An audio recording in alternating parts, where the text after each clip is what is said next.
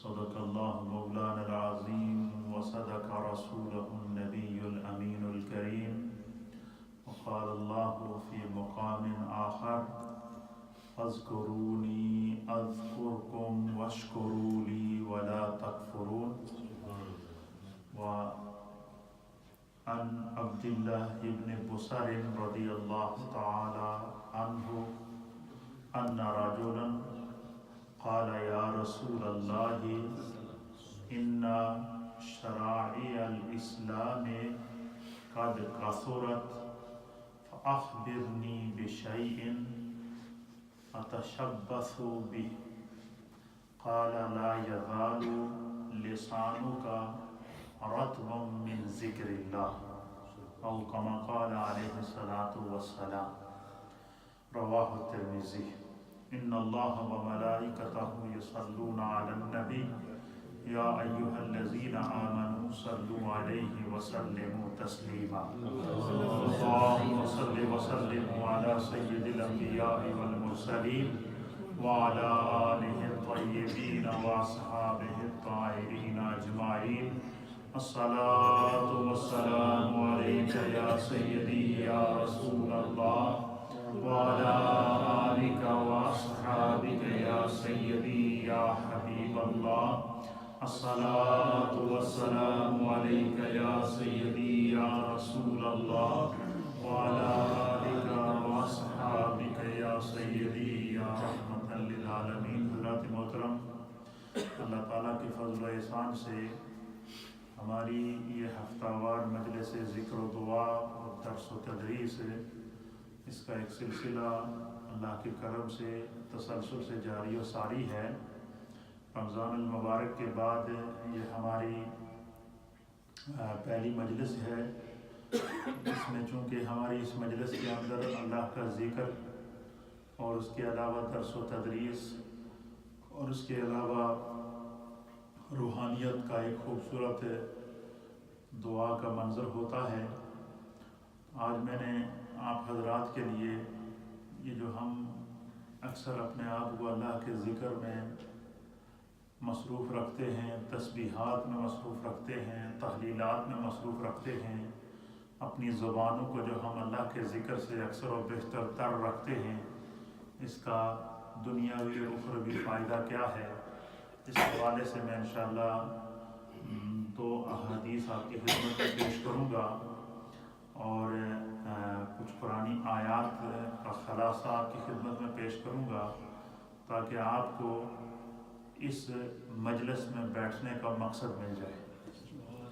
اور کوئی بھی مجلس ہو، کوئی بھی محفل ہو، اس کا مقصد اگر انسان کو اللہ کی بارگاہ سے نصیب ہو جائے تو میں سمجھتا ہوں کہ یہ بہت بڑا اللہ تعالیٰ کا انسان پر احسان اور کرم ہوتا ہے. لیکن آج کا دور بڑا ابتلا کا دور ہے، آزمائش کا دور ہے، نفسا نفسی کا دور ہے. لوگ مشکلات میں گھرے ہوئے ہیں، پوری دنیا آزمائشوں کے گرداب میں پھنسی ہوئی ہے. ہر طرف بے چینی ہے، ہر طرف بے سکونی ہے، ہر طرف پریشانی اور مشکلات ہیں.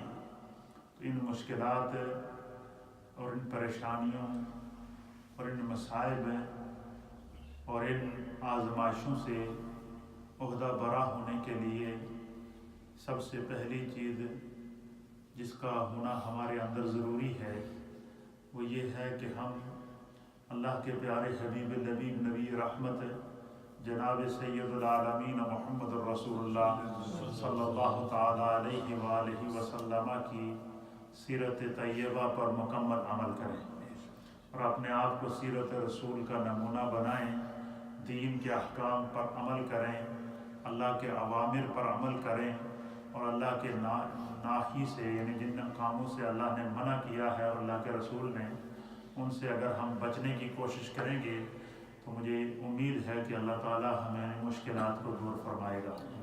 پھر ہر انسان سکون کی تلاش میں ہے. اللہ تعالیٰ نے بھی سکون کا ایک نسخہ نبی پاک کے امتیوں کو قرآن میں ارشاد فرمایا ہے اور وہ کیا ہے؟ اللہ فرماتا ہے الا بذکر اللہ تطمئن القلوب. کیا میرے محبوب آپ ان لوگوں کو جو یہ چاہتے ہیں کہ ان کو اطمینان اطمینان قلب چاہیے، سکون قلب چاہیے، تو ان کو ایک نسخہ اللہ بیان فرما رہا ہے، وہ کیا کہ بے شک اللہ کے ذکر سے دلوں کو اطمینان ہوتا ہے۔ اس لیے صوفیہ اکرام، اہل ایمان، صالحین، ائمہ دین متین، علماء عاملین، ان کی زبان ہر وقت اللہ کے ذکر سے، اس کی تسبیح سے تر رہتی ہے۔ اس لیے ہمیشہ اپنے آپ کو اللہ کے ذکر میں مصروف رکھنا چاہیے۔ اس کی بڑی برکات ہیں، انشاءاللہ اس کے اوپر میں ایک دو حدیث آپ کی خدمت میں پیش کروں گا تو آپ کو پتہ چلے گا کہ اللہ کے ذکر کی کتنی بڑی فضیلت ہے۔ پھر دوسرا فائدہ ذکر کا کیا ہے؟ اللہ فرماتا ہے کہ فَاذْكُرُونِي أَذْكُرْكُمْ، تم میرا ذکر کرو میں تمہارا ذکر کروں۔ اور فرمایا کہ جب بھی انسان اپنے رب کو یاد کرتا ہے، اللہ کا ذکر کرتا ہے، تو خداوند قدوس اس کی نیت کے مطابق انسان کو اس کا صلہ عطا فرماتا ہے اور انسان کو اللہ یاد فرماتا ہے۔ حدیث کے اندر آتا ہے، حضرت ابو ہریرہ رضی اللہ تعالیٰ عنہ بیان کرتے ہیں، یہ صحیح بخاری کی حدیث ہے کہ ان رسول اللہ صلی اللہ تعالیٰ علیہ وآلہ وسلم قال قال اللہ انا عند ظن عبدی بی، حضور نے فرمایا کہ میرے رب نے مجھ سے فرمایا ہے کہ اللہ کہتا ہے کہ میں اپنے بندے کی جو ذہن کے اندر پیدا ہونے والی سوچ ہے، تصور ہے، تخیل ہے، اس سے بھی اس کے زیادہ قریب ہوں۔ یعنی جو انسان اللہ کے متعلق جس طرح سوچتا ہے، اس کو اسی طریقے سے اللہ رب العالمین اس کا اجر عطا فرماتا ہے۔ اسی لیے علماء اور محدثین نے لکھا ہے کہ انسان کو اپنے ہر عمل میں نیکی کی نیت کرنی چاہیے، اچھائی کی نیت کرنی چاہیے۔ اس کی وجہ کیا ہے؟ حضرت ابو ہریرہ فرماتے ہیں کہ ان رسول اللہ صلی اللہ تعالیٰ علیہ وآلہ وسلم قال ان اللہ جل وعلا یقول انا عند ظن عبدی بی ان ظن خیرا فلہ۔ فرمایا کہ نبی پاک فرماتے ہیں کہ میرے رب نے مجھے فرمایا کہ میں اپنے بندے کے گمان سے، اس کی سوچ سے بھی زیادہ قریب ہوں۔ جو وہ اپنے رب کے متعلق گمان رکھتا ہے، وہ جو بھی اپنے رب کے متعلق سوچ رکھتا ہے، اِنَّا ظَنَّ خَيْرًا فَلَهُ، وہ اگر اپنی سوچ میں ذرہ سی بھی نیکی کی، خیر کی امید رکھتا ہے رب سے، اللہ اس کے لیے وہ نیکی پیدا کر دیتا ہے۔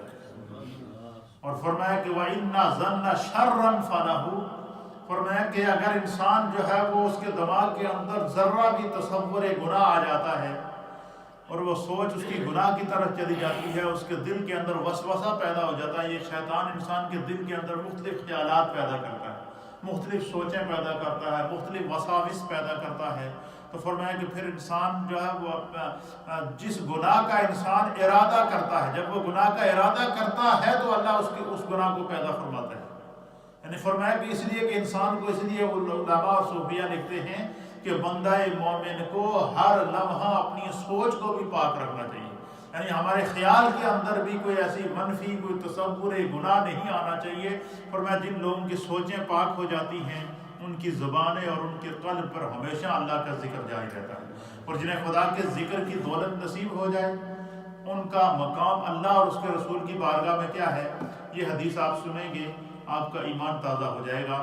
حضرت وعن ابی محارق رضی اللہ تعالیٰ عنہ، حضرت ابی محارق رضی اللہ تعالیٰ عنہ اس حدیث کے راوی ہیں۔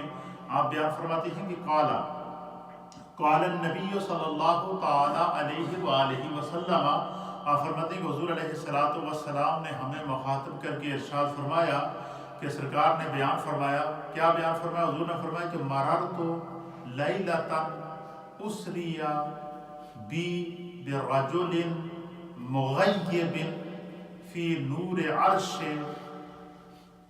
قلت من ھذا اھذا ملک قیل لا قلت نبی قیل لا قلت من هو قال ھذا رجل کان فی الدنیا لسانہ رطب من ذکر اللہ، سبحان اللہ و بحمدہ سبحان اللہ العظیم۔ حضرت ابو محارق کہتے ہیں کہ سرکار دو عالم صلی اللہ تعالیٰ علیہ وسلم نے بیان فرمایا کہ جب مجھے اللہ نے معراج کرائی، شب معراج کو سرکار فرماتے ہیں کہ رب کریم نے جب مجھے معراج کرائی تو معراج کی شب اللہ تعالیٰ نے مجھے مختلف مناظر دکھائے. پہلے آسمان کی سیر کرائی، دوسرے آسمان کی سیر کرائی، تیسرے آسمان کی سیر کرائی، چوتھے آسمان کی سیر کرائی، پانچویں آسمان کی سیر کرائی، چھٹے آسمان کی سیر کرائی، ساتویں آسمان کی سیر کرائی، سدرہ کی سیر کرائی، پھر عرش الہی پر میں سرکار فرماتے ہیں کہ میں پہنچ گیا. حضور فرماتے ہیں کہ جب میں عرش الہی پر پہنچا، کرتے ہیں کہ میں نے وہاں پر ایک شخص کو دیکھا.